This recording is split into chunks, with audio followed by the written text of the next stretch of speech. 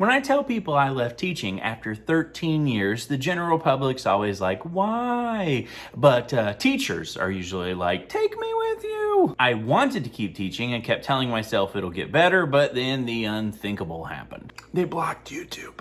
Just kidding, of course. I'm talking about COVID. The only silver lining with COVID is that it gave us a massive chance to change the system for the better. Teachers had value, districts had rescue money, local decisions were made by schools themselves, and suddenly it looked like the tide might change, but like every Fast and Furious movie, it got worse. Instead of doing a left turn for success, we went into the woods and did donuts and tore up all the grass and handed teachers a bag of seed and some tweezers and said, here, you fix it.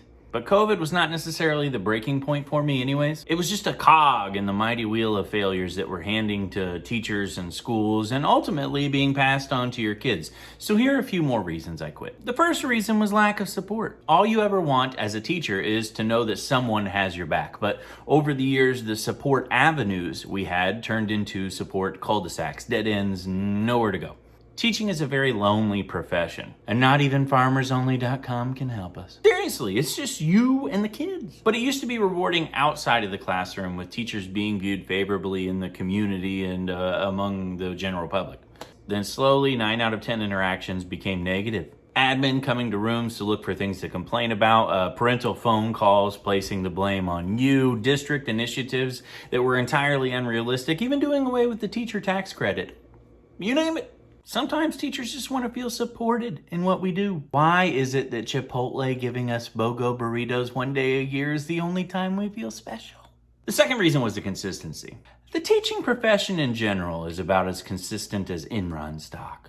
Every year we get new employees, new systems, new tests, new guidelines, all at a much higher cost to the taxpayer, mind you. And the training we do receive is minimal and never ongoing. Then just when we felt like we were getting the hang of one system, bam, here's a new system thrown into your lap. Imagine completing a Walmart register training and the next day they hand you a mechanic shirt and tell you to go change oil filters. Not knowing what to expect year after year takes the attention teachers should be using to focus on the students and shifts it into the stress of learning a new system.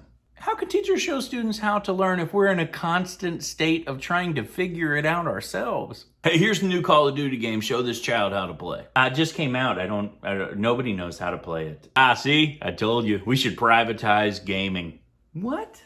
Third reason, control. If the districts seem half as interested in dictating and regulating discipline as they do my lesson plans, then I might still be teaching. Every day of instruction is mapped out, but not every class is able to learn on that schedule. Throw in the variables of students being taken out of class for testing and the different learning styles. And the 50 or so IEPs I handle every year. And you're lucky if teachers even make it past the first day. There are too many hands at the higher levels trying to create jobs to micromanage teachers. And most of those people have never seen the inside of a classroom. Do you want a kid learning the curriculum of the teacher that knows the needs of the student, or the curriculum from a failed principal that was assigned a desk job 10 miles from the nearest classroom? Unfortunately, it does look like there's a mass exodus of teachers leaving the profession and many more that want to get out. The sad reality is a lot of teachers actually stay for the health insurance, but the entire reason they need the health insurance is because their job is causing them work-related stress, injuries, and illnesses and classroom viruses.